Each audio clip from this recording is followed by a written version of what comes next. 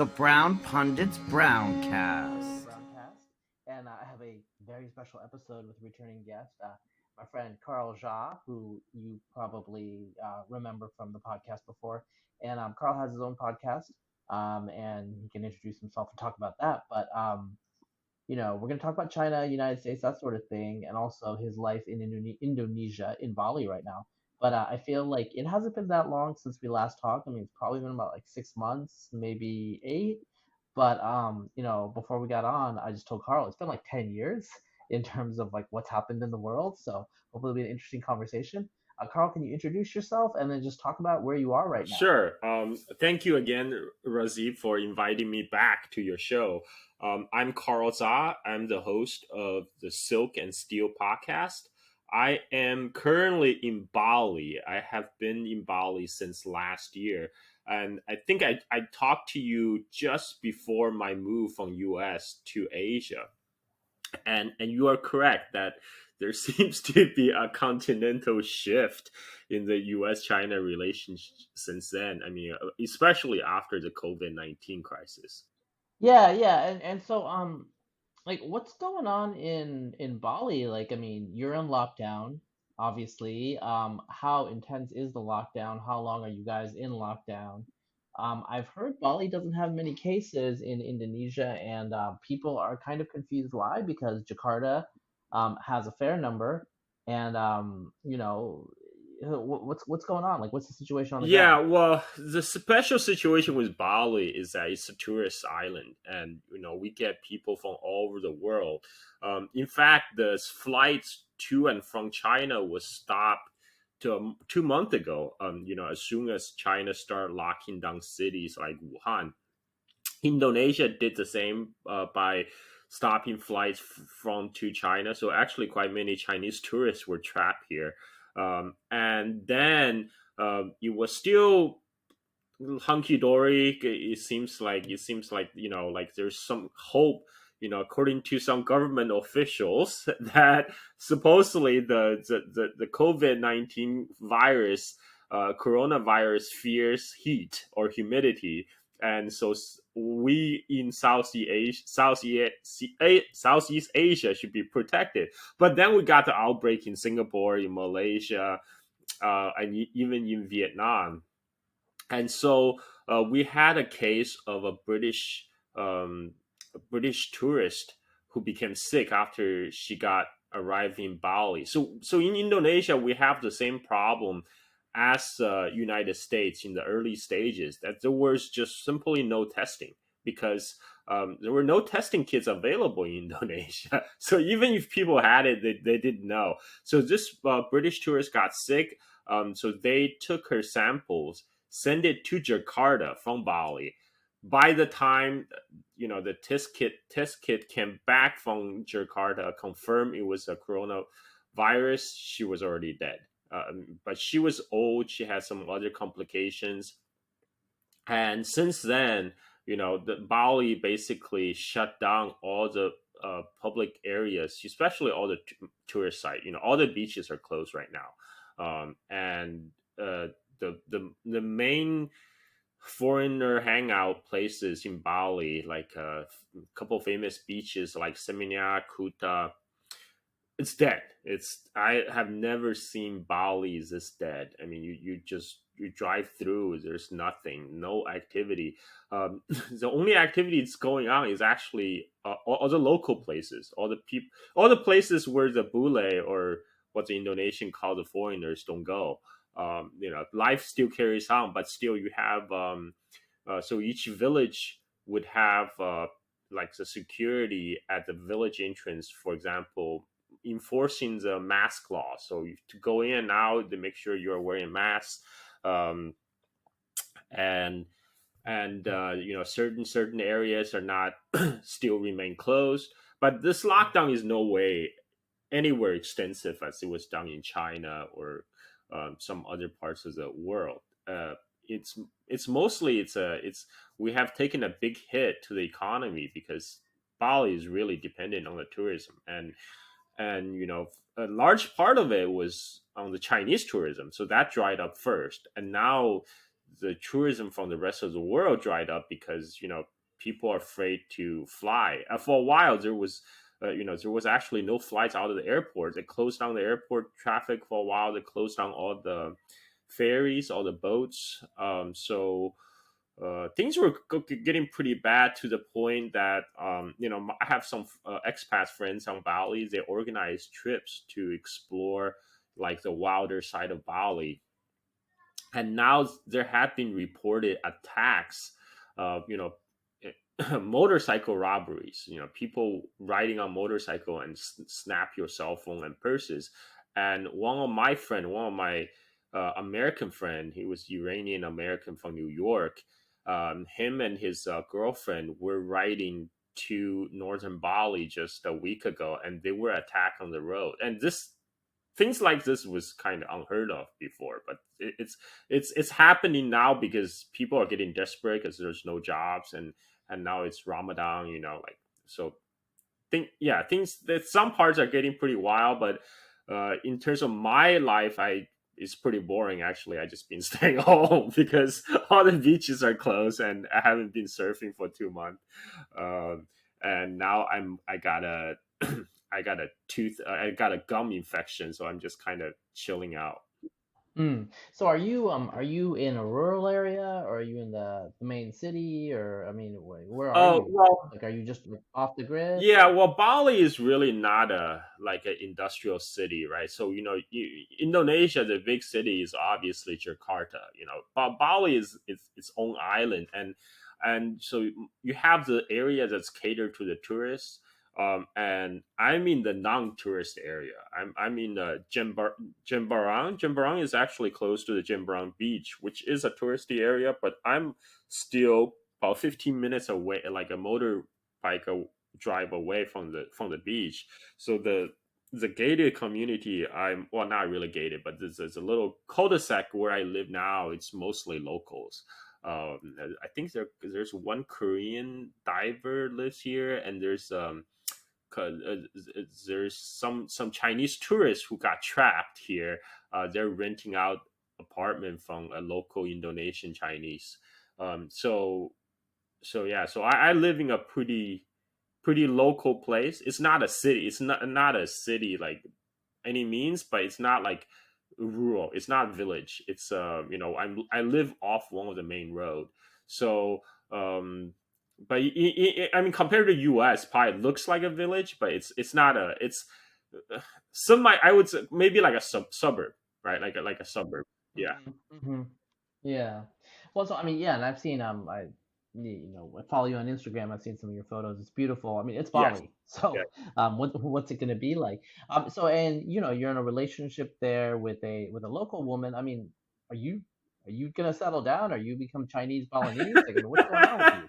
Well, I am engaged, so we do plan to get married once her studies are done. So she's finishing her last year of her university here, and Okay. she is a local Balinese. So and that well, there are a couple perks comes with marriage with locals. Is that I'm going to get kitas, which is basically this permit that allow me to stay in Indonesia if I marry an Indonesian citizen. Right now, I have to fly out every once a while because like Indonesia, uh, unlike other countries, Indonesia only give tourist visa for like 30 days. Like as American citizens, you don't need a visa. You can just fly into Bali and you automatically get 30 Hmm. days. But at the end of the 30 days, you have to leave.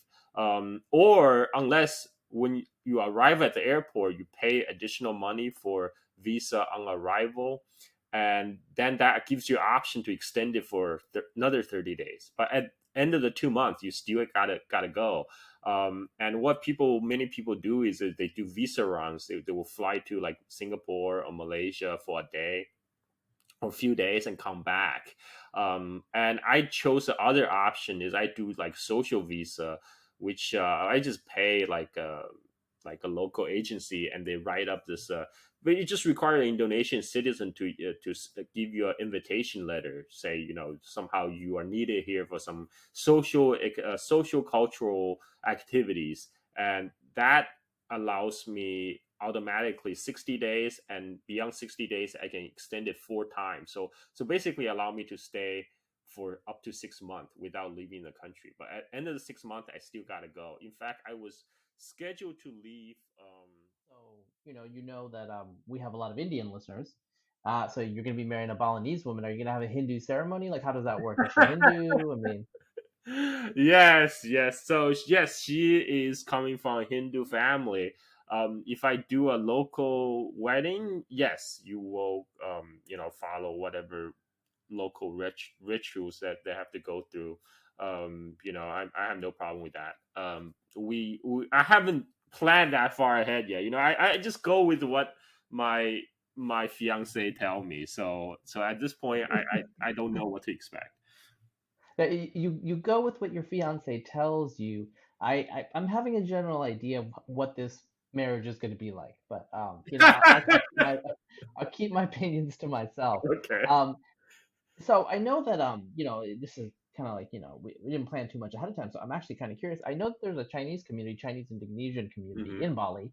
Yeah. Have you had much interaction with them? Because I know a lot of them have been around for a while. They don't really know Chinese probably at this time, but my understanding is they integrate or have integrated much better into Balinese society than is the case with Chinese Indonesians in say Java. Probably. I have that feeling. Like right now, I in my neighborhood there are actually quite a few Chinese Indonesian families. Normally the adults they would be able to speak Mandarin. I think they must taken some classes or something, because most of the Chinese Indonesians who came, they usually came from like southeastern part of China, where they speak either like Hokkien or Cantonese or some other dialect. So I'm pretty sure they took some classes, and quite a few are actually tour guides. Their business is to cater to Chinese tourists from mainland China mostly. And so, but their children, their children haven't pick up the lingo yet. Their children are fluent in the local language, either Bahasa Indonesia or Balinese. But like normally I communicate through the children through English. Quite a few of them, their English is quite good. But their parents, I can just speak Mandarin. And as far as I can tell, yeah, um, just from my observation, right? Like even the Chinese here, they would perform the Hindu offerings in the morning. I have seen that. I've seen like they take out um, the Hindu offerings, wearing the traditional kind of like the sarong and going out and pray. So I was like, oh, okay. I mean, on surface, I have only been here since July last year. Okay, so from my impression, yes, they seem pretty well integrated. Okay. Okay. Yeah. July. Wow. Yeah. Definitely. Like a last I think we did a podcast on genetics, Chinese genetics. Maybe while were you in Bali? No, no, that was that. I think I was still in United States when we last talked. Okay. Okay. So, so obviously it seems like you're not having on Bali, you're not having coronavirus go through the community, and we all know, all the listeners probably know the demographics. Mostly hits old people, so it's not like the Black Death.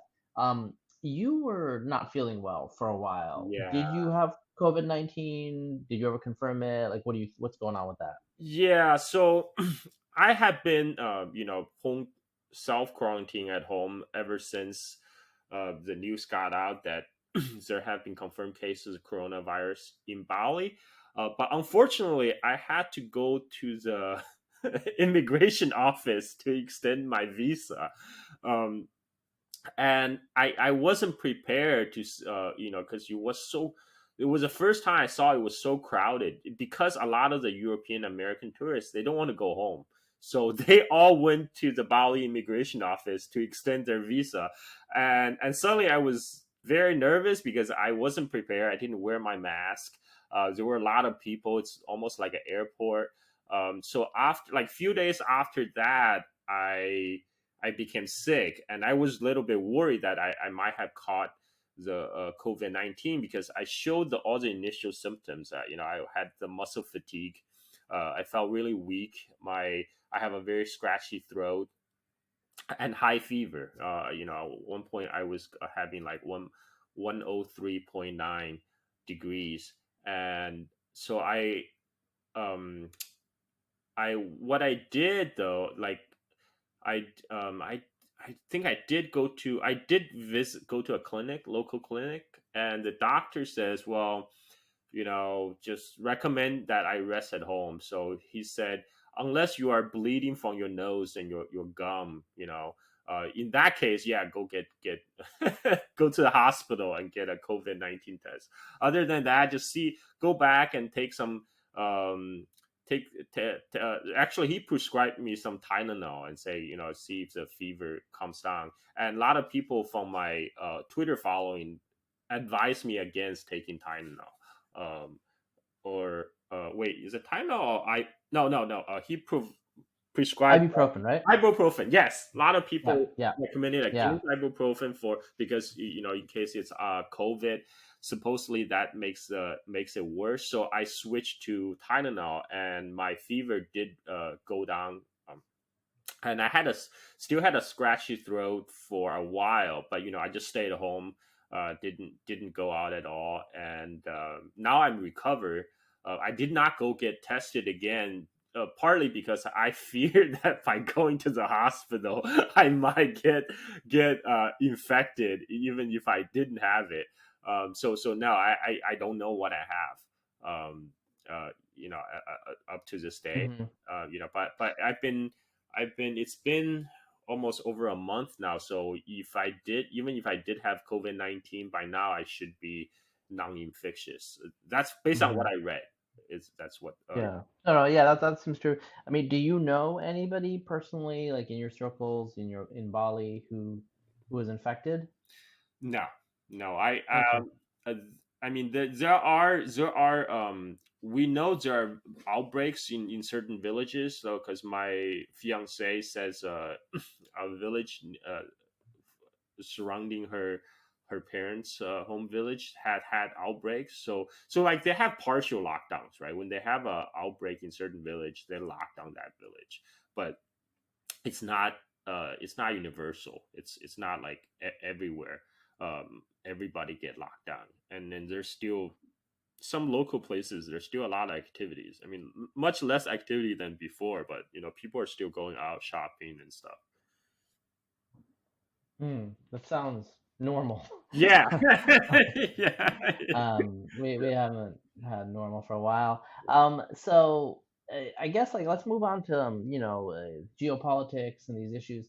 I do have to say I know that I don't know, I think since the last time we talked, there's been a lot of controversies around you, and I'm a person that has had controversies around me, and a lot of it's just crap. So honestly, I didn't pay too much close attention because I don't care. Mhm. My relationship with you is my relationship with you. I don't really care, right? Yeah, Um, but I've noticed you have a lot of Twitter followers now. I yeah, feel like you really kind of took it to the next level in terms of being kind of a public person, or just putting the information out there that you think is correct. And you've tussled with people here and there. I think there was like this wasn't in my circles, but it was some campaign to get you banned or yeah. blocked or something. Can you just give a general sense, because I don't really know, and I think listeners might be curious. Yeah, this actually started back last year, even back in March last year. Um, so I somehow people were labeling me as like a Chinese influence op, and one person of all the people, like a former former NYT reporter, like he's kind of big shot. Howard French, he wrote a couple books on China, Africa. Actually read, right. He tweeted. He just casually threw out, "Oh, he's probably a Chinese influence op," and then there's people start piling on, and some people are debating whether I am a truly Chinese influence op or not.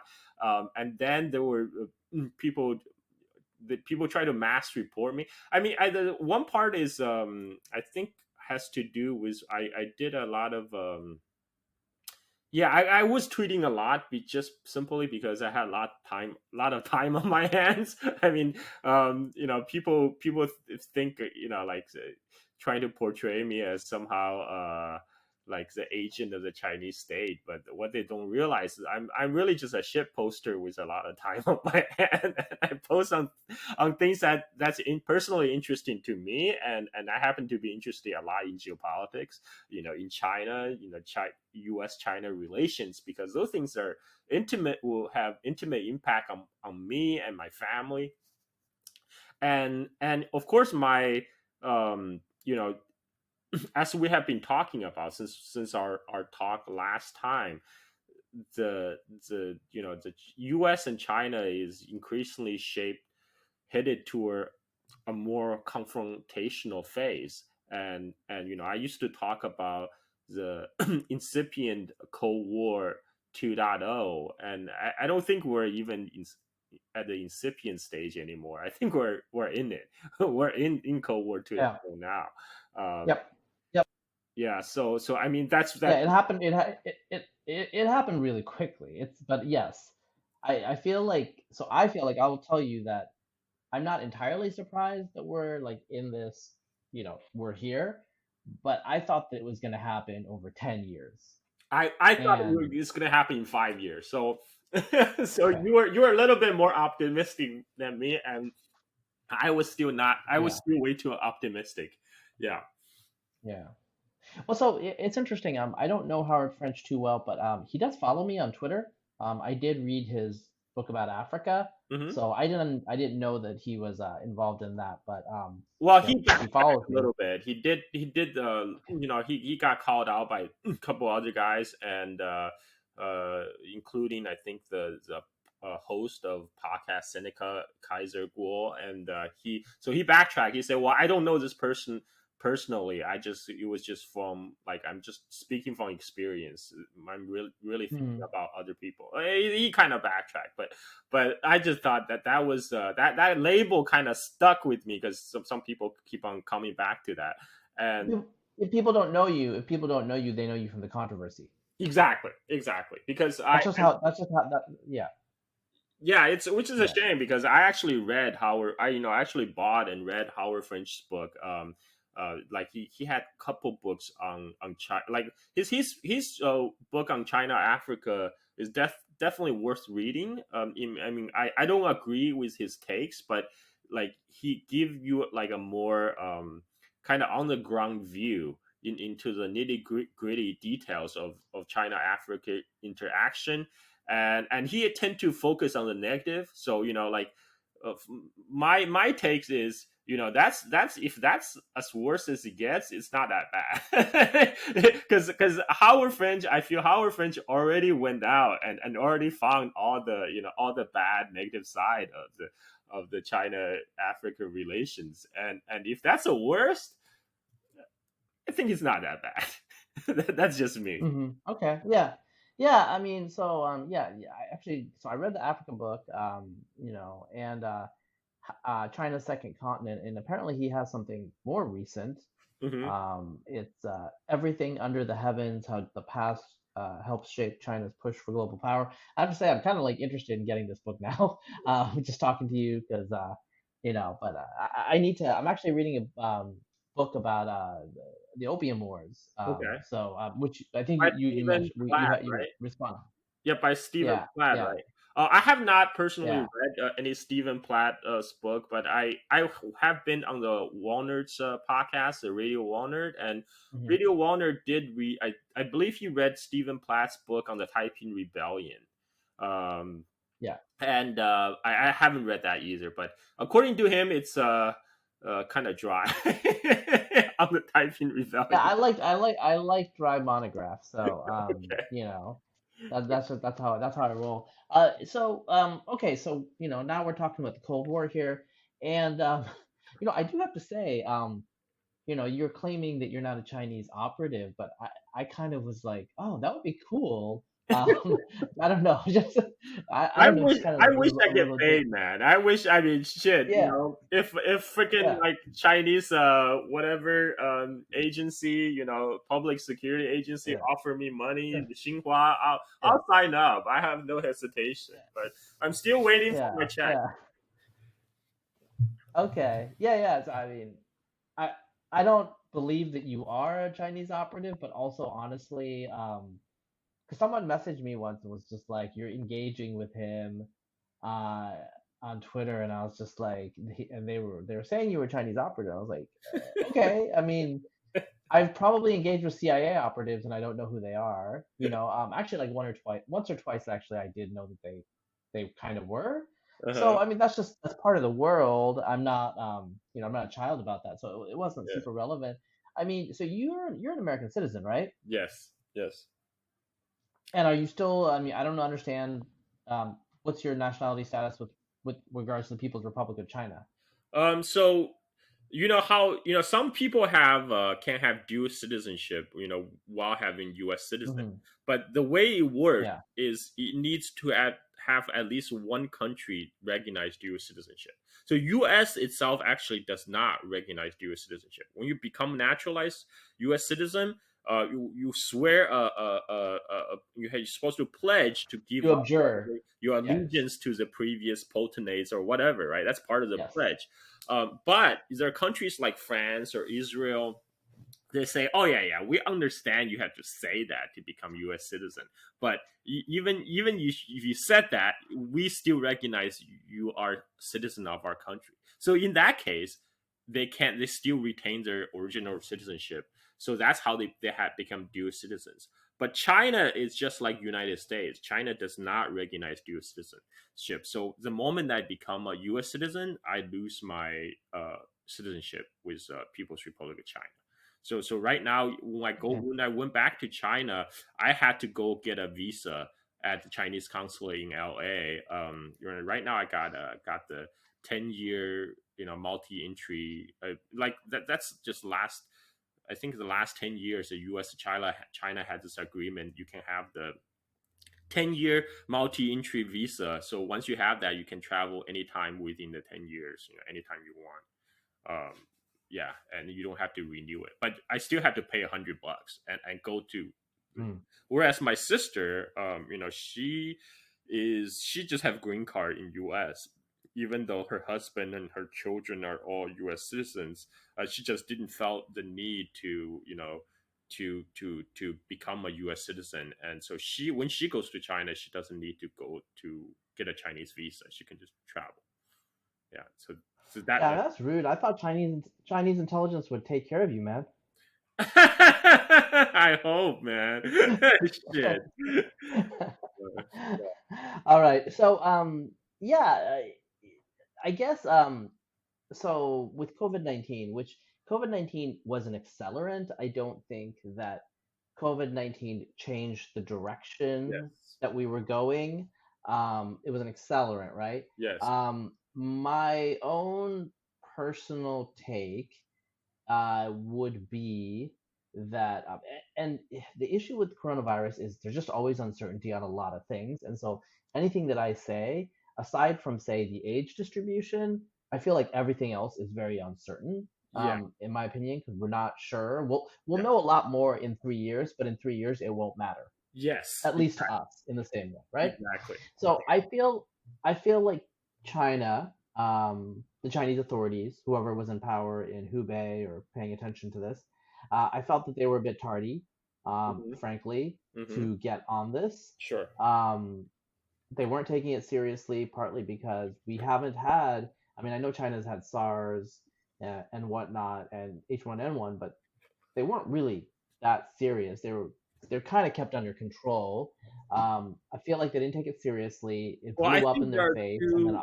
I think there are two part reasons. One is that this new coronavirus is something brand new. Is something they weren't prepared for, and there's also the local official have an incentive to minimize the impact, right? To hush up and cover up, and hopefully it just goes away. And I think that's, a lot of people don't really understand how the Chinese political system works. There's always assumption that the Chinese government is just like one wild oil machine from top down. Like Xi Jinping has a directive, and he just snap his finger, and all the automatons in the Chinese bureaucracy would just carry it out down to the grassroots. But that's not how it works.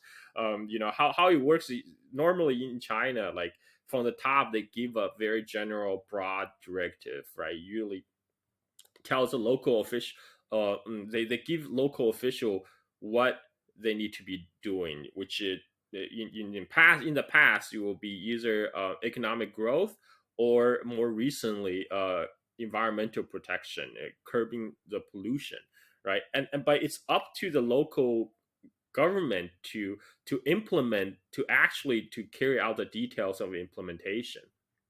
So if you think about the Chinese local, the career bureaucrats in the Chinese bureaucracy, they're being evaluated on an annual basis on their performance on these new directions that the central government set out. So in the past would be economic growth, and more recently environmental protection, right? So if they all have incentive to make sure during their own during the time they're in charge, nothing big is going to happen that's like disruptive, right? Because that's going to negatively impact their own career path. So all of them have an incentive to cover their ass in case of like something like a PR disaster, or like like an outbreak of new epidemic disease. And that's like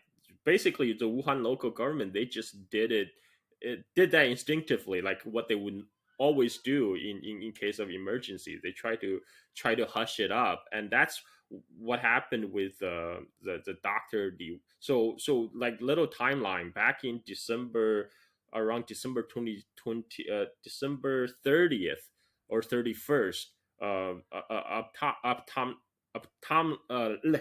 eye doctor, Dr. Li Wenliang, sent out a WeChat message to his WeChat circle saying, "Hey, we gotta 8 patients in our hospital. Looks like they have SARS." So he actually told the people in his friend circle, like, be careful. Don't. He actually specifically said, don't spread the words to the public, but tell your friends and families to be careful. But one of the guy in his WeChat friend circle took screenshots, posted on the Chinese social media, and it went viral within days, and it was all over. In fact, I was in on I go check my WeChat once in a while, and I saw something in my own WeChat circle about suspected SARS cases in Hubei, right, in Wuhan, and I didn't think much of it. And then the the next day, Dr. Li Wenliang was visited by the local police, by the Wuhan police, and they took him in. They quote unquote invite him to tea. So they took him to the police station and basically forced him to sign the self-criticism letter to admit that he was spreading rumor, unnecessarily, causing panic in the public. And this was this was later reported in the Chinese media once the COVID-19 became more well known. So we're talking about later stage in January.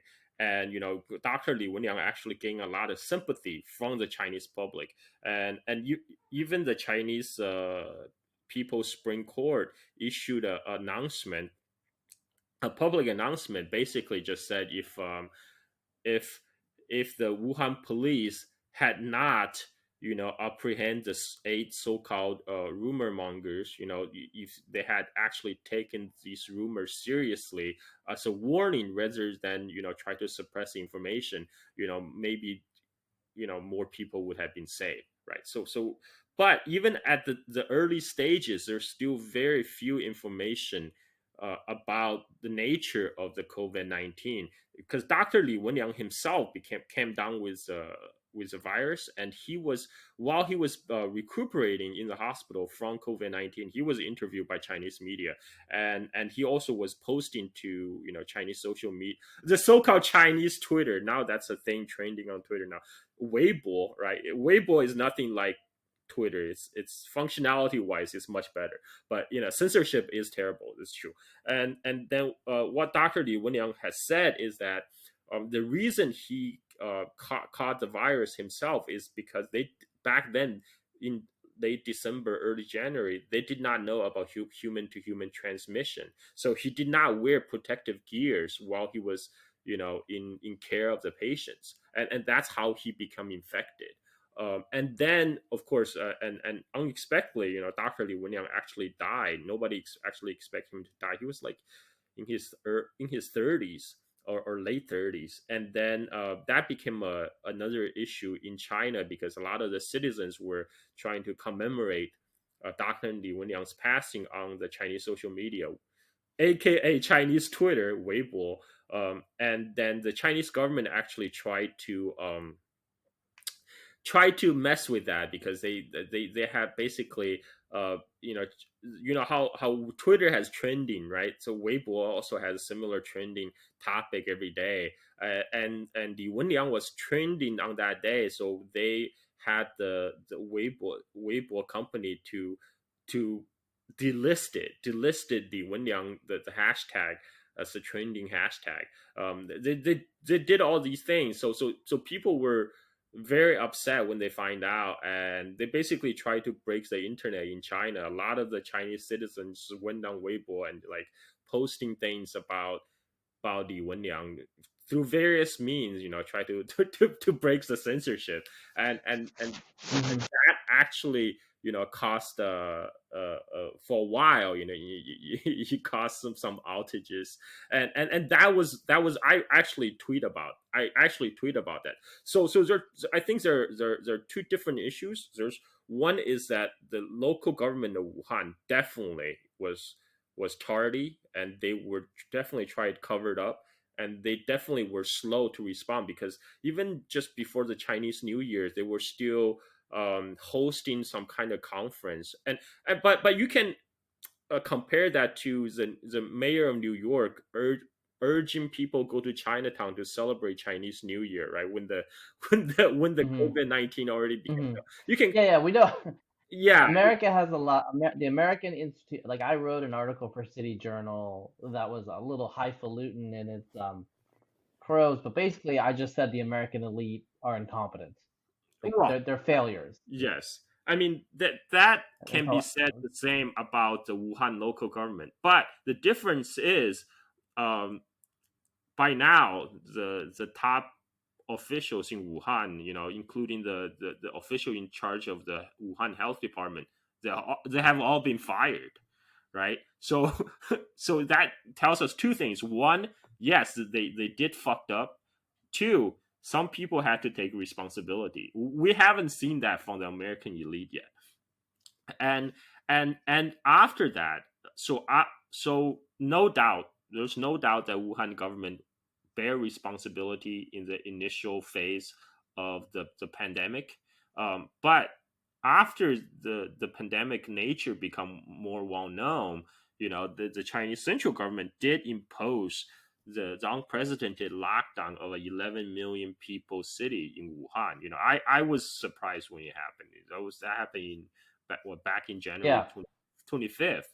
I was shocked, and yeah, it was not as people like now. There's a rumor on the internet about how Chinese locked down Wuhan but still allow international flight. That was not true because the lockdown was announced it was announced that morning, I think 7 o'clock or so, and the lockdown happened at 10 a.m. So basically, there are only 3 hour window between the lockdown announced and all the train station, all the airport were shut down. And then the compare that to Italy, in Lombardy, they planned to have a lockdown, but the news leaked out, and everybody escaped to Milan and brought the COVID-19 there. So I mean, like, I think COVID-19 makes a lot of government looks bad. We do have some exceptional, exceptional ones like South Korea maybe, but many government did not come out looking good in this. Yeah, yeah, government and the citizenry. Like, there's a lot of bad to go around. I mean, so at this point, basically the Trump administration, Trump particular, but not just him, you know, trying to do. Let's talk about like the China virus, the Chinese Yeah, virus, the Wuhan virus, the Wuhan flu, whatever. So I will tell you, like I still remember, like, so my wife was following it really closely. She knows some Chinese, and we have some mainland friends. One of them is just down the river from Wuhan, and hmm anyway, so we were following it on Instagram and also on is it WeChat. I don't know, one of them. Anyway, that we were following it, and so just watching it. My wife was interpreting some stuff for me. Sometimes there were subtitles, but so we were tracking the whole Wuhan thing. And back then, I think it was called the Wuhan pneumonia in English, yeah, often by yeah, American commentators. yeah, And then there was this thing like, okay, we're gonna call the disease COVID-19. I don't have a problem with that, right? I didn't care. I call it COVID-19. But and then I saw Chris Hayes say you can't call it the Wuhan like pneumonia or flu. That's racist against Chinese, and like all of this stuff. And that was when it like synced to my mind. Oh, because I was worried. Like I don't know if you've been keeping track of my like if you got a sense that I was worried early, but I was worried early, because China is not a different planet. The same laws of nature apply in China as in the rest of the world. And so when I started seeing the basic statistics, like the basic parameter values for R naught and all that, I started freaking. And mm, also when China shut down Wuhan, okay, they're taking it really seriously. It's the yeah. revealed preference. They're shutting down their economy basically because they're going to shut down other places.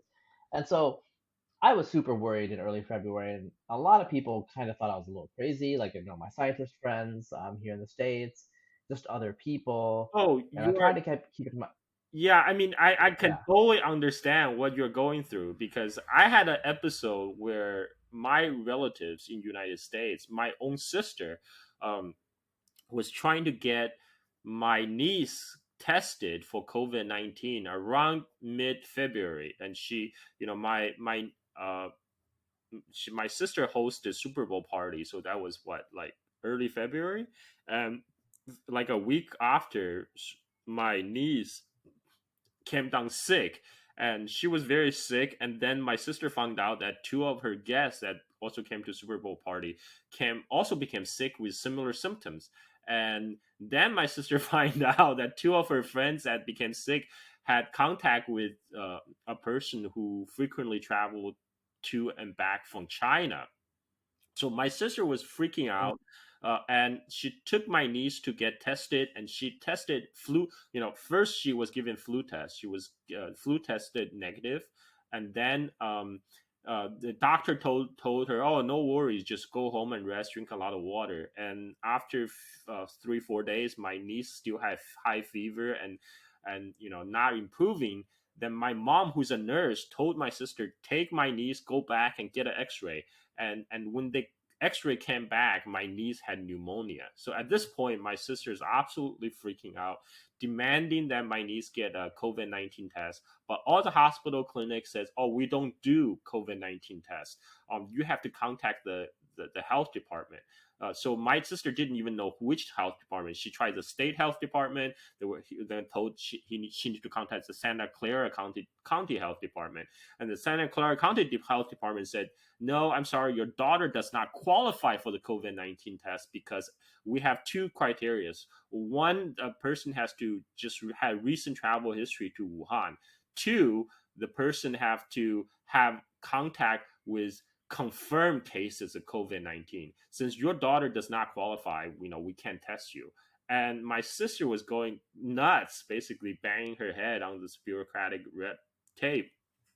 And but my niece wasn't getting better, and eventually, uh like 4 weeks later, they went to Stanford Children's Hospital, and the hospital still couldn't give her COVID-19 test, but they did all the other tests, and they found I think what's it called, the mycoplasma in her, and then they think it might be the mycoplasma induced pneumonia, and then give her a new different type of antibiotics, and that's when my niece fever finally receded.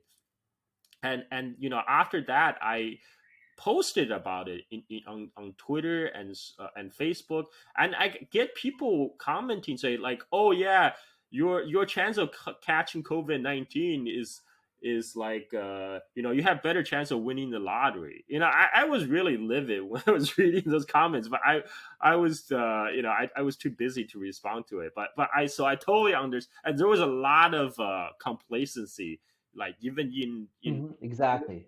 yeah, in mid or late February. But we now know that at that time it was COVID-19 was already in United States. I believe the first confirmed case in United States was like late January or something.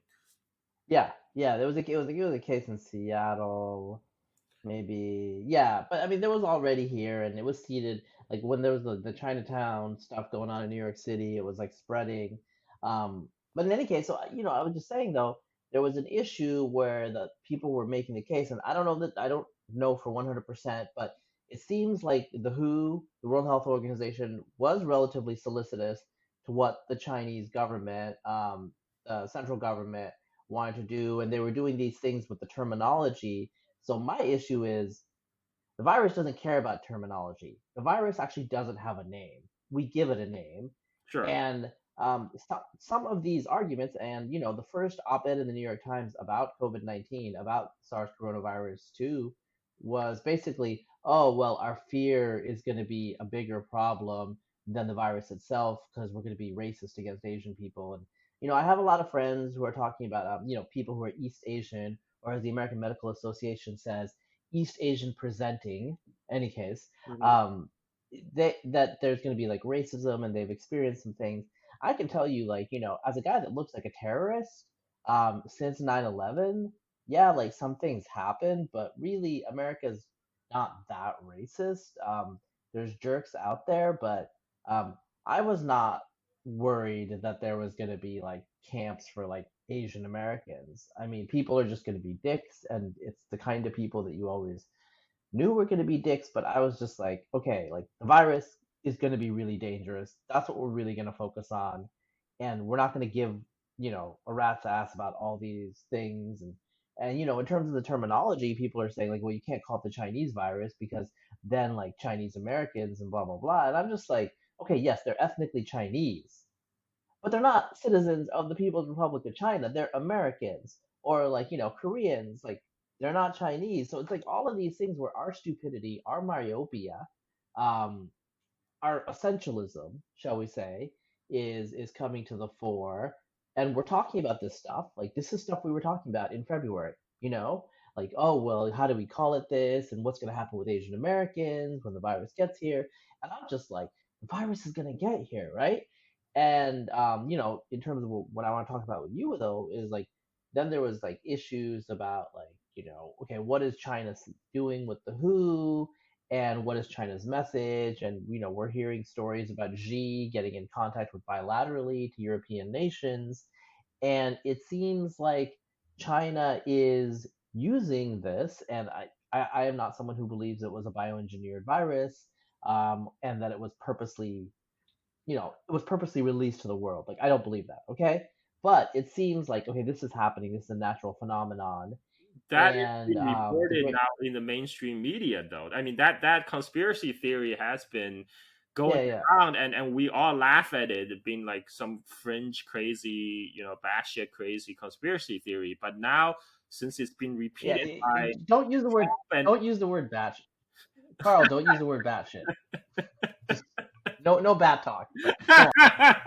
I mean, okay. First of all, I have to make it clear, like I that the bat soup video that went viral on the internet about the Chinese girl eating a bat soup, that was from 2016, and it was not filmed in China but in Palau, right? Which is an island country east of east of Philippines, in the middle of the Pacific, and in places like Palau, fruit bat soup is actually a local delicacy. So the girl in the video, she was a travel show host, and she did what when in Rome do as Romans do. She filmed it. Okay, like Anthony Bourdain, the cooking Yes, shows. yes.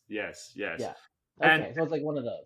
yes, and in fact, I mean, I grew up in China. I was born in 1976 in China. I came to US in 1990, and I have relatives, all over China, from one end to the other end of Yangtze River. I traveled through the whole length of southern China since I was 3 years old. I have never seen bat being sold as food. I mean, in China, right? But like I seen people taking videos of like the wet market in Sulawesi, Indonesia, where fruit bat is being consumed. Rebranded as Wuhan, China. I seen that video being circulated, and they didn't even realize that inside that video there are signs in Bahasa Indonesia pasted on the stall, right? But for most people, it's enough to see East Asian faces, or what they consider East Asian faces, and that's all they need. But Mm. I just have to So I make mean, that clear. The yeah, bat yeah. is not a Well, traditional Chinese cuisine. Okay. sure. So there's a lot of like. So after 2016, I was talking with he's an anarcho. I don't know if he's an anarcho communist. He's a left wing anarchist, and we were talking about how Russophobia, Hmm. like anti-Russian sentiment, just Yeah. like it Yeah. was like almost overnight on the left, Yeah. on the center left in particular, resistance. Like, Yes. and m- my boss, he posted something about the Denisova cave in Siberia on Facebook, and they took it down because it was in Russia. Mm. It's like the suspicion of Russians on these anti-racist leftists, or not leftists, but liberal people, was like really Yeah. weird, right? It would just Yeah. happen so Yeah. Well, I quickly, mean, and so there's I think, the Russia yeah, Gate. It's all tied to Russia Gate. They try to yeah, prove that yeah, Trump is a Russia yeah. puppet, which hasn't worked. But for some reason, liberals still think that that's a golden thing to like they really got Mhm, Trump. They really got Trump by showing his Putin puppet, but that never worked. But they mhm. just keep going and going. Yes, I know exactly what you're talking about. And so I think these videos and whatnot, anti-Chinese sentiment, Sinophobia, whatever you want to call it. And this is transcends ideology, I think, in the United States to some extent. I mean, it's more like developed, I think, on the right, just because racism is more common on the right among conservative people. I say this as a conservative. I'm just being objective, okay? Hmm. But it's on the left too, and so I honestly I just like kind of ignore that because it's kind of noise, okay? Like these are the rhetoric and the optics, and after 9/11 and the So first Gulf War, like I saw. this is where I have to disagree with you about racism in America. Right? I think like uh, it's true. I live in U.S. for 29 years. It's true. Like in terms of physical safety, mostly we're good. We're at least not. At least none of us are black, so we're good. Where physical safety is not in serious danger, but you know no, the racism, it's always there.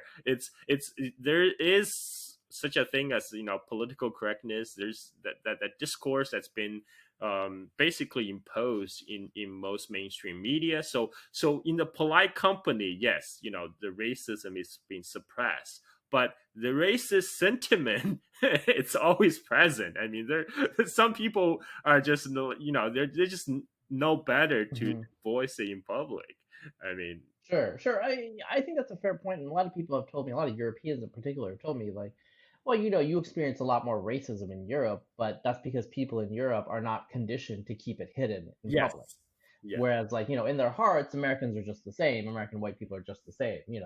They just know to be more polite, or like, there's certain social norms about that. And so that's a fair point.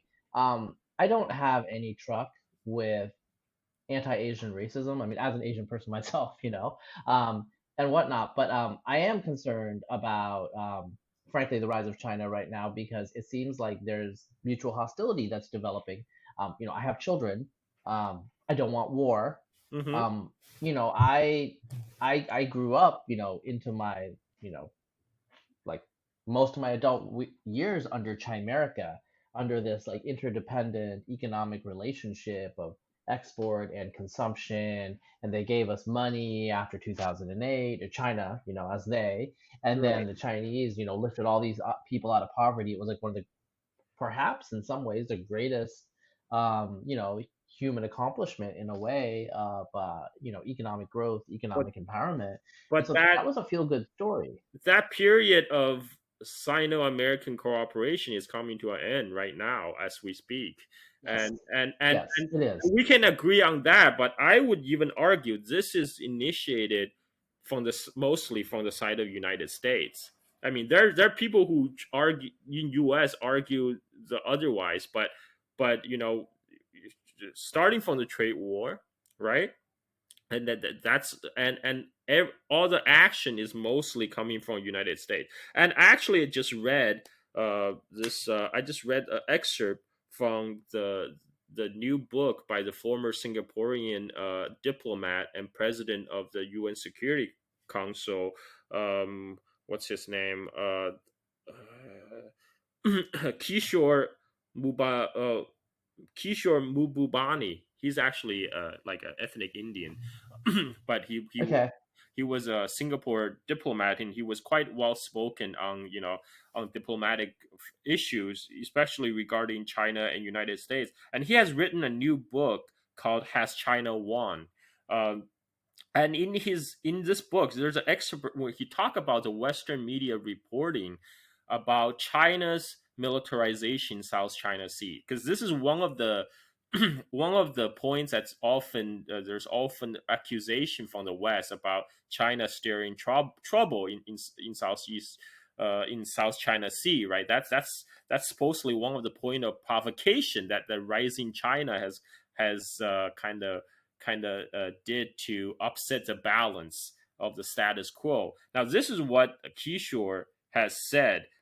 He specifically talked about the well accepted fact about Xi Jinping is that I'm just reading it right now. Is that he reneged on his promise not to militarize the South China Sea islands. In December 2016, Wall Street Journal reported for a man who stood at the White House in September 2015 and promised not to militarize South China Sea, Xi Jinping is sure doing a lot of militarizing. In two articles for Washington Post, John Pomfret wrote that China routinely makes commitment that it does not keep. Just remember Xi's 2015 promise to then President Barack Obama not to militarize the islands he created in South China Sea. And again, that Xi broke his promise to President Barack Obama not to militarize the 7 Chinese-made islands in the South China Sea.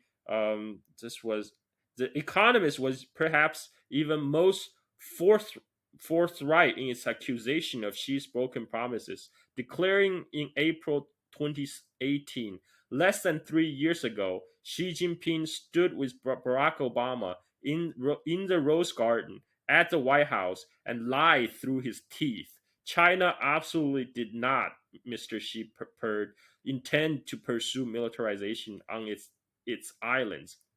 I'm just going to continue to read a little bit, just to bear with me here. If she had indeed made such promise and reneged, you would only go to confirm a widespread belief in the West that China had become aggressive and expansionistic. You would also confirm a belief that the Chinese are being perfidious and deceptive when they claim that China will rise peacefully. So what is true? Few Americans can claim to know China as well as Ambassador Stapleton Roy. Born in China, a fluent Mandarin speaker, Roy also served as then American ambassador to China from 1991 to 1995 and has stayed exceptionally well informed on US China relations. He explained what happened. In a joint press conference with President Obama on September 25th, 2015, Xi Jinping had proposed a more reasonable approach on South China Sea. Xi had supported full and effective implementation of the 2002 Declaration on the Conduct of the Parties in the South China Sea, signed by China and all 10 ASEAN members, had called for early conclusion of the China-ASEAN consultation on a code of conduct for the South China Sea, had added that China had no intention to militarize the Spratly Islands, where it had engaging on a massive reclamation work on the reefs and shells it occupied. Roy being the former U.S. ambassador, said that Obama missed a opportunity to capitalize on this reasonable proposal. Instead, the U.S. Navy stepped up on its naval patrols. China responded by proceeding with militarization. In short, Xi did not renege on a promise. His offer was effectively spurned by the U.S. Navy. The big question is how an untruth became accepted as a fact by well-informed, thoughtful Western elite, and this is not an easy to answer. Now, this is Kishore's own attempt try to answer this question: why Western media reported a certain way. And he said, having observed closely over several decades how untruth about China gets generated and accepted widely, I have come to the conclusion that they're produced by a unique ecosystem that involves the best intelligence service of the world and the best newspaper of the world. It is an Anglo-Saxon ecosystem and involves the Five Eyes Club, which brings together intelligence service of America, Australia, Canada, New Zealand, and United Kingdoms. There's a high degree of trust among all these five Anglo-Saxon countries. Intelligence is therefore shared with great confidence. From time to time, these intelligence services share information with leading Western newspapers. Major Western newspapers are bold and largely independent. No government has the power to control their reporting. Indeed, they often stand up and confront their government with inconvenient facts. As a result, when they report stories, a high degree of credibility justifiably is associated with them. All of them boldly proclaim that their goal is to report the truth, not to serve as propaganda vehicles like the Pravda in the former Soviet Union or the People's Daily in China. These claims of independent reporting are absolutely correct and fully justified. Yet, it is also true that these newspapers must rely on government sources for most of their stories, including intelligence services like the Five Eyes Network. Many of these stories are credible. For example, it is a fact that Xi did offer to not militarize the Spratly Islands in the South China Sea. And for the record, he did not offer to demilitarize the Paracel Islands, which are disputed with Vietnam only. This is in parentheses. It is also a fact the Chinese military did subsequently step up its activity in the Spratly Islands. The missing, unreported fact is that the U.S. Navy provokes the latter reaction. For obvious reasons, this fact was not shared by the Five Eye Network. Now, I think Kishore is being generous to both the Western media and the Five Eye Network. Especially in this COVID-19 crisis, in some of the more outrageous reporting and more outrageous intelligence report that's coming out. But I mean, this is what Kishore is saying is what I have been saying all along. Like the information that we're getting in the West about China is of a particularly distorted nature. It's not that these reports are untruth. Most of the time, there's some element of truth in the reports about China, but most of the time, it's only the partial truth, and it presents a very distorted view of what China's role or what China's intentions are. I think that itself, did contribute a lot to the misperception of China, including like this scary big bad China that's bending on, be the next Nazi Germany rampaging through the world. Okay, so that's my little spiel, my 2 cents. I just had to get it out of the way. Yeah. Well, it's hard to say. I mean, you obviously have thought a lot more about this than me. I mean, on the one hand, I wouldn't put it past, a coordinated effort by the Anglosphere nations and intelligence agencies to, you know, exacerbate, accelerate a confrontation. And, as both of us know, neoconservatives in the late 1990s were cheering on a confrontation, great power, not conflict, but maybe, ramping up to a Cold War with China. And Mhm. then 9/11 happened, Yes, right? yes. And so they have kind of like the mental toolkit or the arguments. They just need to resurrect them. And so I feel like there has been a fracture on the conservative side, my side politically in the United States, when it comes to China and geopolitics after the Iraq War debacle, Iraq War II. But now this whole confrontation with China has brought a lot of people together because even more like old right paleo conservatives are skeptical of China, and of course the neocons just want honestly, they just want war. But Everybody you right now. know, I mean, we have people like supposedly on the left, like Matt Stoller, right, who is supposedly American progressive on the left, or often offers a leftist criticism on the globalization. He is fully on board with getting tough with China. Like he actually said, yeah, only thing he's been on President that for a while. yeah. He actually said the only thing Trump got right is getting tough with China. Right now, I mean, there's almost like a consensus among the American elite. It doesn't matter left, right, center. They all want to get tough with China. I mean, that's China. It's like China 24/7 right now in U.S. Well, And I mean, so it's not just the American elite. I have to say that I've been talking to some people in India, and there's a lot of the Indian attitude towards China is like Berkeley's attitude towards Stanford. mm, It's a one-sided rivalry. mm, Like they're really really envious about Chinese development and whatnot. But recently, I've been getting a sense of some genuine hostility, because whether it's right or wrong, they do blame the Chinese for coronavirus for shutting down their economy because really it has an impact. The death toll has been relatively marginal, mhm. but it shut down the economy.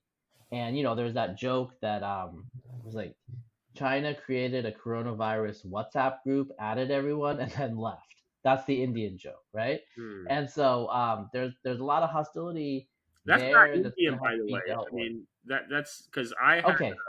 I had an Italian contractor working on my beachside villa. We're trying to spruce it up for Airbnb before the COVID-19 hit.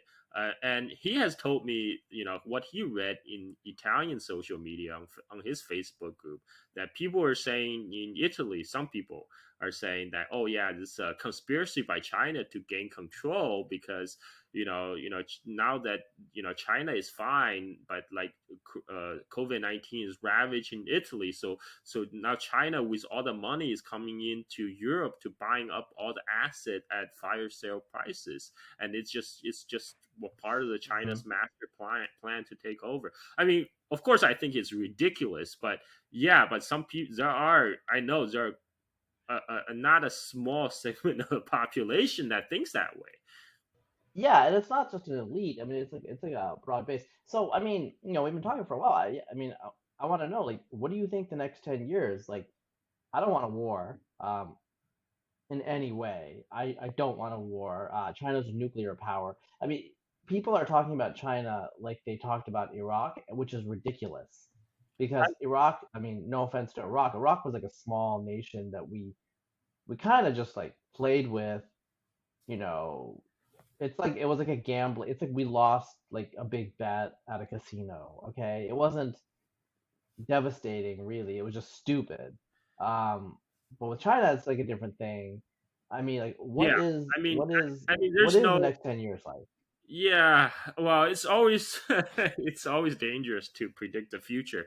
I think next 10 years will probably be more tension, more confrontation, more heated rhetorics, and we actually, I don't, I don't think we're gonna necessarily have a war, because I don't think even the elite, I'm talking about the American elite, because I say that the confrontation is not brought about by China. It's right now. It's mostly initiated by the U.S. side now, and but even U.S. elite, as crazy and stupid as they are, they're not really that stupid to start a nuclear war. I think even the U.S. military is fully aware that there's there's no way there can be a limited war with China. I mean, any hot Mm. confrontation will go nuclear in like 10-15 minutes. I mean, like, because this there's no way you can just contain a ladder of escalation. And for a longest time, I mean, I have been kind of watching the output from the U.S. national security community for years now, and I mean, from their side, the rhetoric hasn't really changed. It's always the same. China is a threat that we need to rise to confront it. We need to be more forceful. But before, in the era that you were talking about, in the earlier eras, the China America era, that was mostly balanced out by people who are the business communities, and mostly the business community who are more interested to go to China to do business. And so now that side of the voice, the engagement side of the voice, is almost completely absent now in US. That's what happened. But in terms of even the people in the defense industry, their top priority has always been getting more defense fundings for whatever their pet projects and their own organization. It's always a justification for more funding. Funding the ridiculous F-35s program, and then to the U.S. Navy build up like 355 ship fleet, etc.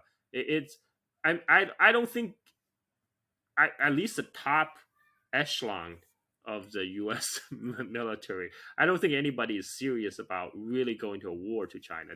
They fully aware, what the consequences of that will be. But it does it does make sense for them to hype up the tension, right? To to keep this $1 trillion U.S. defense military industrial complex. Military industrial complex. Yeah.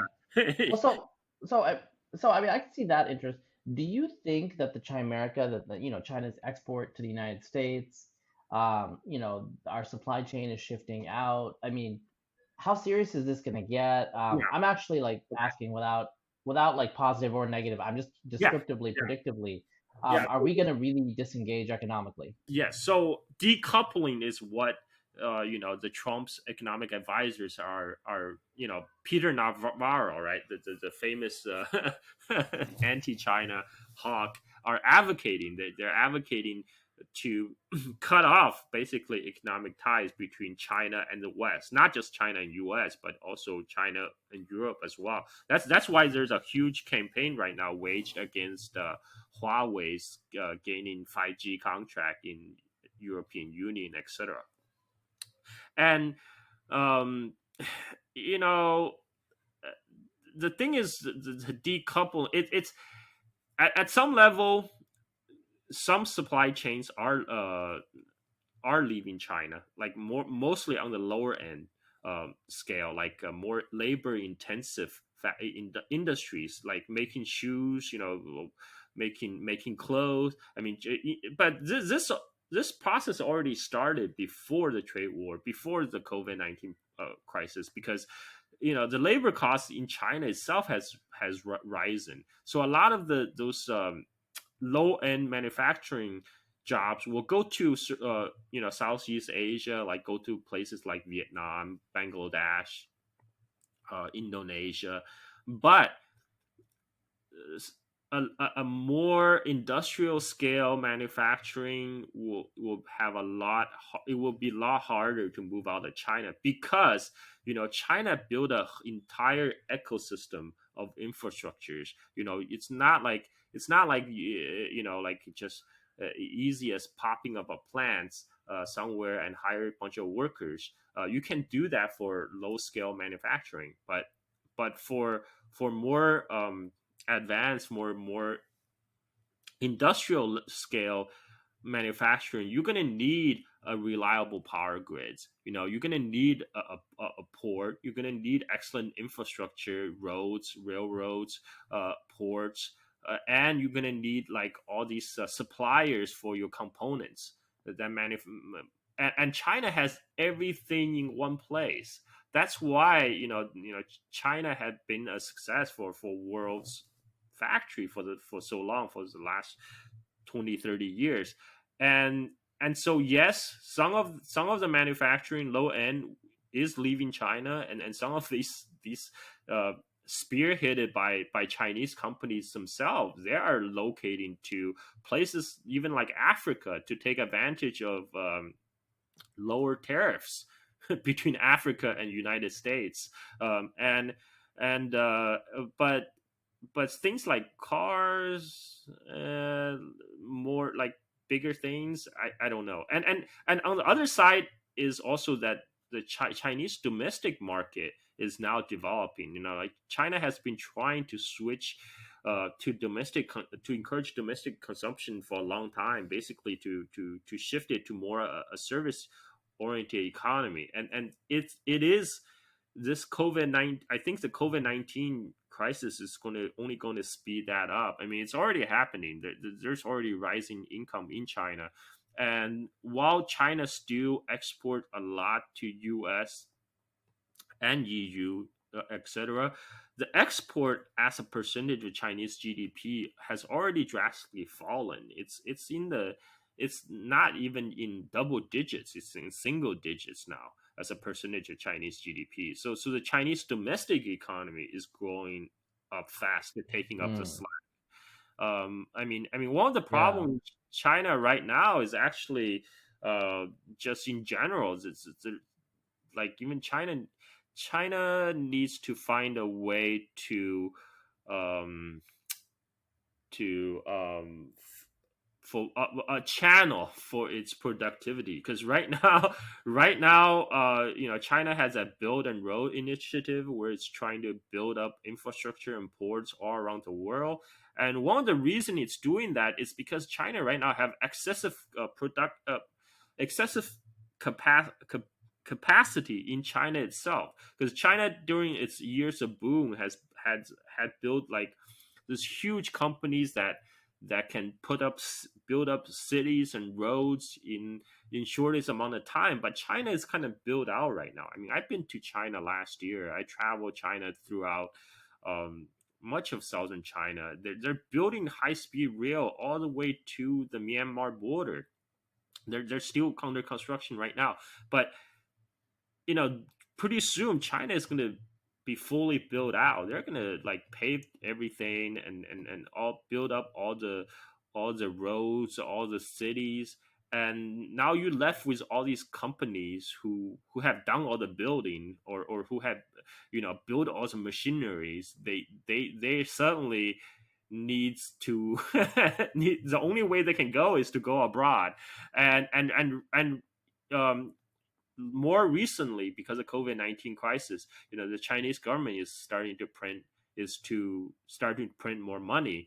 And one of the problem is that money hasn't really found a way, like a more productive channel to go. So a lot of money end up going to real estate. So China still have this kind of, some people will call it real estate bubble, because a lot of Chinese people who have, basically Chinese urban residents who have owned property, for last 20, 30 years, have made out, like a bandit. They I just read a stats where they say 96% of the Chinese urban residents own homes, and the average Oh, household savings of, hello, you there, yeah, Razib? yeah. No, that's a lot. Yeah.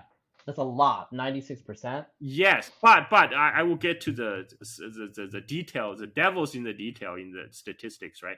And the that the average household savings, for residents in Beijing and Shanghai is around like $400,000, right?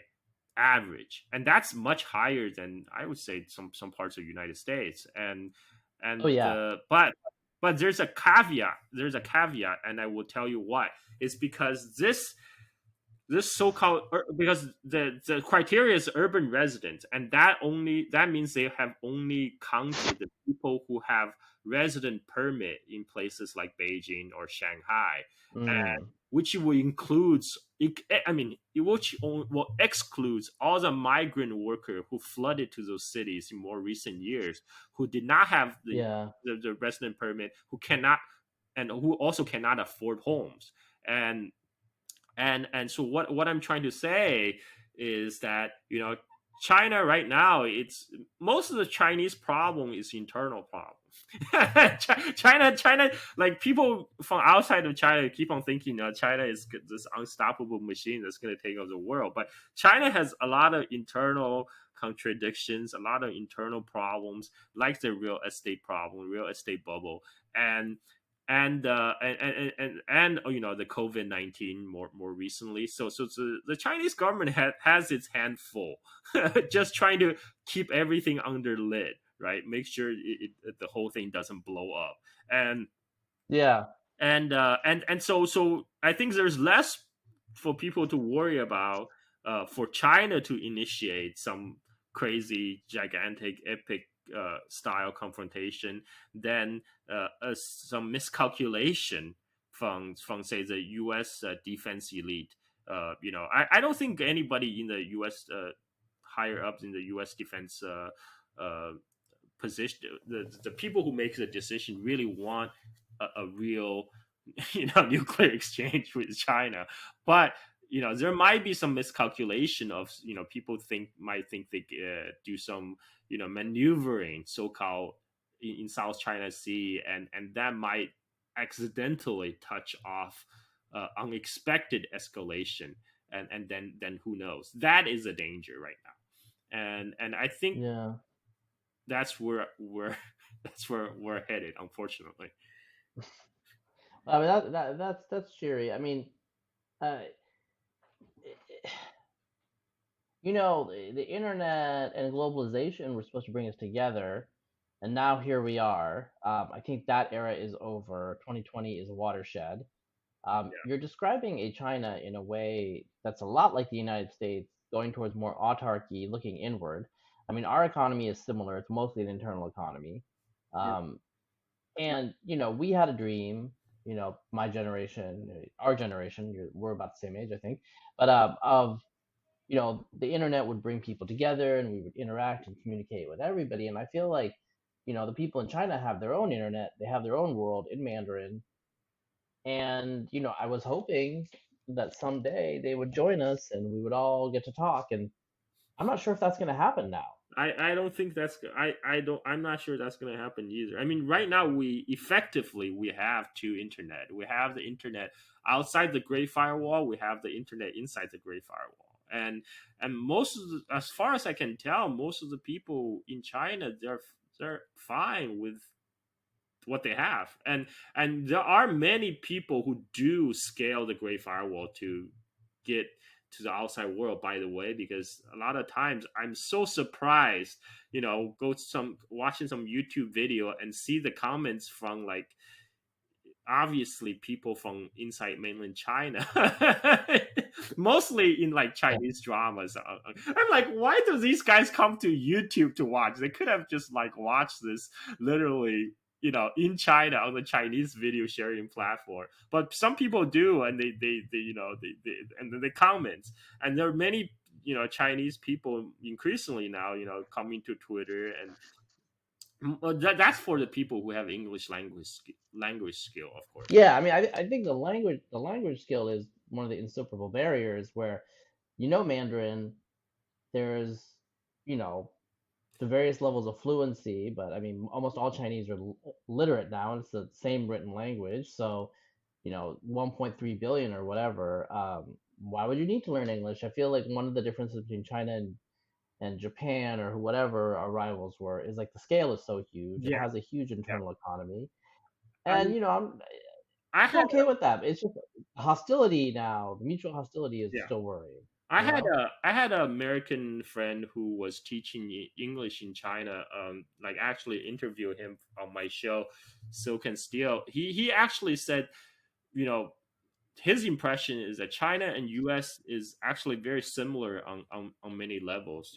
Both are continental sized economies. Like Hmm. with and the people in China and people in the United States can both be very parochial, like as in they're Yeah, only concerned with yeah, what's happening inside their own borders, because there's a lot of things going on, and because there are continental sized economy. It's not like places like in even Indonesia. Indonesia is a huge. It's almost a continent by itself, but like here in Bali, we're still very much influenced by things from the West, from like also East Asia, like K-pop. K-pop is huge, but K-pop is huge everywhere now.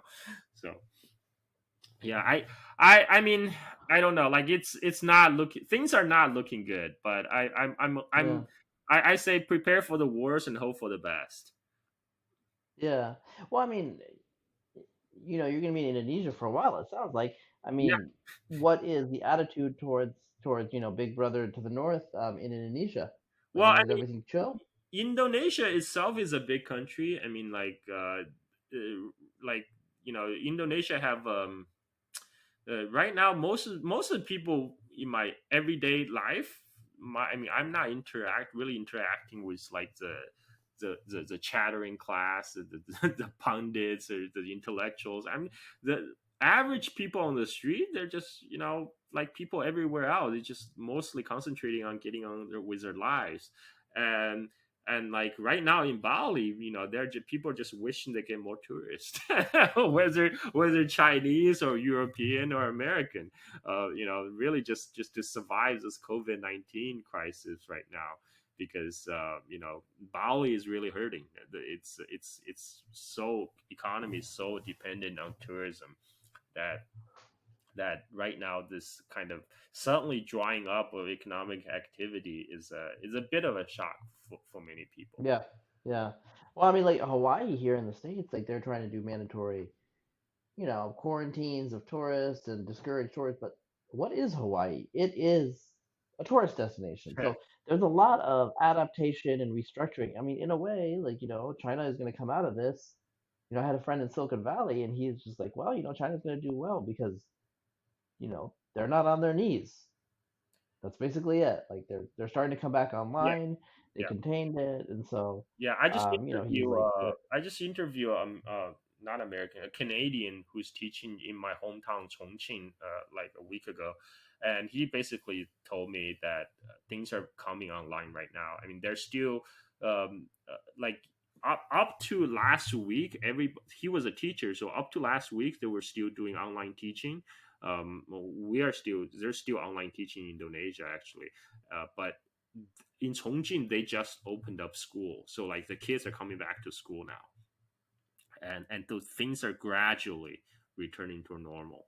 And I know in the U.S. there's still a big debate right now about whether or not to open.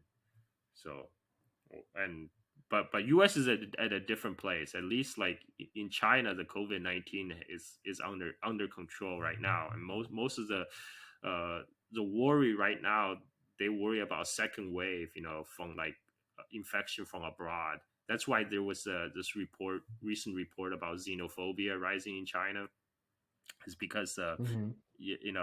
recent because it's the most recent infection has been brought in from the travelers from abroad. So yeah, Yeah, yeah, yeah. I mean, well, I mean, on a positive note, like you've been managed to work out, you're getting married, and Indonesia isn't quite zombie land yet, right? I mean, it's like it's zombie land in the touristy area in Bali, right? But Yeah, but yeah. outside the tourist area, it's still normal. I mean, like because a Hmm. lot of people in Indonesia they wear masks anyway to more for like pollution, right? They wear anti-pollution masks, so now it's just more Yeah. people wearing masks. So yeah. Well, so let's talk in the future. I mean, these are early days. It sounds like you're making the decisions that you need to make for your own life. But how do you see your role? I mean, are you just going to be shit posting until you get bored, until you have kids? Like, who knows? I mean, you kind of fell into this, right? But you are who you are. Like, I mean, I mean, I come to this role by accident, right? Like before, I just wanted to find a outlet where I want to share my opinions. I really didn't know that people will actually pay attention to what I had to say until I went on the Radio Warner podcast, and then I find that people are willing to listen, and then I start doing my own things in the podcast, and yeah, so I'm just gonna keep doing it. I'm just gonna keep trying to grow my podcast and maybe provide more interesting content. One thing I'm doing right now is what really hold more close to my heart is Chinese history. I could just yeah. screw about the politics. I could care less about the politics. I can just spend hours geeking out on Chinese history. So I started this doing this new Chinese history series on my podcast Silk and Steel. I'm doing it in chronological order from the very beginning. So the interview that we did actually on the Chinese genetics was kind of very helpful reference for people. Hmm. And I just finished recording yesterday on the Xia dynasty, which is supposedly the first dynasty of China. And then I'm gonna move on to the Song Dynasty. It's gonna take me a while, but I'm not in a hurry because I could do this forever. So I can. So eventually, I think I might. Once I make some money, eventually I'll probably just branch out, separate out to a new podcast of a Chinese history podcast, and put all my Hmm. Chinese history content, the chronological ones, like grouped together and have its own website and but for now, I mean, I'm just doing everything under umbrella of the Silk and Steel. So right now it's really a mishmash of history, politics, culture, basically whatever um whatever I find interesting. Whatever shit gets on your mind, right? Yeah. Well, I mean, it's fun, it's interesting. As we close this out, if your handlers need someone in the Western United States, we can negotiate. There is an economic crisis here, and there's a lot of people that are worried, and you can tell them that I for one uh, welcome our new. I don't know. I mean, I think humor is the only way that I can deal with Yeah. the absurd situation that we are in right Yeah. now. Yeah. I think people need to keep their heads on about that and have a little fun, because hopefully the good times will start rolling at some point soon. Maybe Yeah. not right now, but we'll turn the corner, and you know. I was actually hoping to I don't know if you look into it at all about, because you're the genetics guy, so I mean people are Mhm. talking about like the different strains of coronavirus that Mhm. appeared in France, in Mhm. Italy versus the ones that Mhm. appear in United States and in China. Have you looked into that at all, or I've looked at it. I've looked into a little. So with the coronavirus issue, as you know, coronavirus in general, there's a lot of papers, a lot of work coming out, and I don't sleep that much, but even I have only a finite amount of bandwidth. So I've actually not focused too much on the sequences of the coronavirus itself. Mhm. With the strain stuff, what I've been hearing, talking to people, geneticists, scientists, is that we're not sure. They're not sure. They're skeptical, but they're skeptical about almost anything at this point Yes, because we just know so little and there've been so many false leads. yes. It's not impossible or even implausible that differences in virulence of the strains could be causing some issues, Hmm. but we are not there where we can say anything with certainty.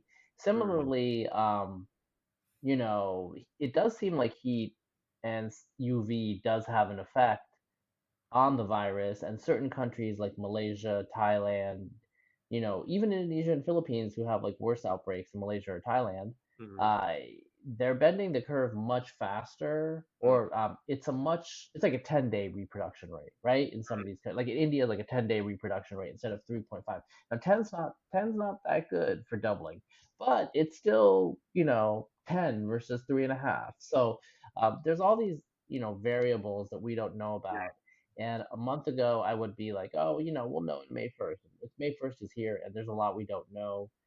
There's a few things we do know, and I kind of like hold close to those. Like children seem way less infectious than adults, and there's various reasons. Like, okay, that's a thing. Mhm. Obviously, the elderly are targeted, but it's been difficult just to get my bearings in general. I've kind of taken a break this week. And I don't know if you listened to my other podcast, The Insight, Spencer Wells, Not who, yet. by the way, is in Lombok.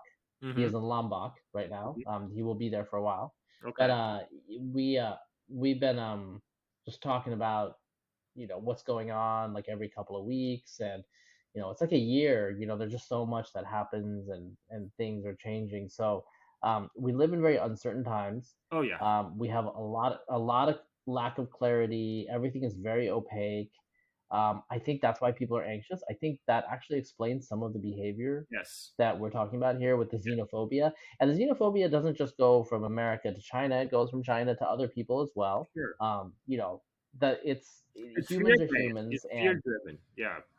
yeah, yeah, it's like pestilence drives populism and fear. This is just like we've seen this in the ancient world, and we're seeing it today, so that's not surprising. um, I am curious what's going to happen when this exogenous shock of the virus, of nature biting us back and becoming real again, fades, and we have to deal with this geopolitical social jockeying. China and the United States are both pretty powerful, well-off nations now. China's still considerably poorer, but it's a upper middle income country now, or lower developed. In Shanghai, it's definitely developed. So um, the 21st century has begun, and we're just trying to figure out like how we situate within it. Yeah. Now in the midpoint of my life, hopefully, um, the Well, 80s and 90s are gone, and trying to figure it out right now. we're at the end of the history right now. Yeah. Yeah. Yeah, history is rebooted, and Francis Fukuyama needs to write a new book, a sequel, the beginning of history and the first man. Yes. I mean, I actually Yeah. just anecdotally, I mean, I was actually quite surprised about the changes that COVID-19 has brought. I mean, I could never imagine in a Muslim majority country like Indonesia that they shut down the mosques right now. Like there's Yeah. people are Yeah. complaining because they shut down mosques because the latest outbreak in Malaysia and Indonesia happened, I think during one of the mosque gatherings, and then after that the government said, okay, no more mosques are closed. I was really surprised that that actually happened, but Yeah, yeah. How quickly? I mean, we talked about tardiness, but to some extent, some of these nations went relatively quickly and in a relatively nimble way. So as we, come out of lockdown all across the world, it's going to be interesting to see, like my friend, Heterodox Asia, Jasper Gregory, who was on this podcast a couple of weeks mhm. ago. He's posting pictures in Da Nang right now, and people are in cafes, and I just stare at the pictures and what's up with the people being close together? They don't look like they live together. I mean, it's just like Yeah, I can have weird thoughts like conditioned by the quarantine. yeah, So they're like windows onto 2019. yeah. You know, like most of 2020, the first 3 weeks of 2020, I wasn't super stressed. But after the first 3 weeks of January, after January 21st or so, I have been stressed Yeah, the whole year. yeah, My cortisol levels are probably all off the charts constantly. I gained 10 pounds and I lost 10 pounds. yeah. It's been a yo-yo. It's been a psychological thing. So, I can relate. there are I these, can relate. yeah, I mean, I got into a motorcycle accident, and then I got a surf injury, and right after that, I had what thought might be COVID-19, and then now I got a It's gummy been fat. tough. Yeah, so now I'm Yeah. staying at home, putting on fat. Yeah, so I can relate. Well, it's been great talking to you. It's always a pleasure. I think the listeners, wherever they are, United States, India, even our Chinese listeners, there are a few that download it. Uh, I think they will have learned a lot of things. I'm assuming I'm going to get some questions, and as usual, I'm sure people will find you on Twitter. Yeah, You are rocketing up to being a new thing, so good luck with that. Good luck with your marriage thank or you. your good luck with your wedding. Yes. The marriage is after you're married. I will tell you good luck with your Okay. marriage. One thing Well, after another, right? their family already accepted me. I think that's the most important thing. Like For sure. her mother first asked about my religion, and my fiance kind of finessed it. She said, "Well, he came from a Buddhist family," which technically is true because my grandma was Buddhist. So Hmm. so Hmm. it's not, it is a kind of a technically true statement. And her Yeah. mom says, "Oh, okay, that's good. Buddhism, Hinduism, close enough."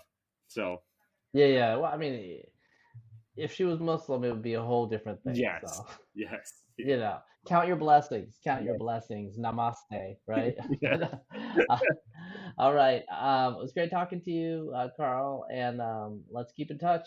Okay. Tune in next week for Browncast.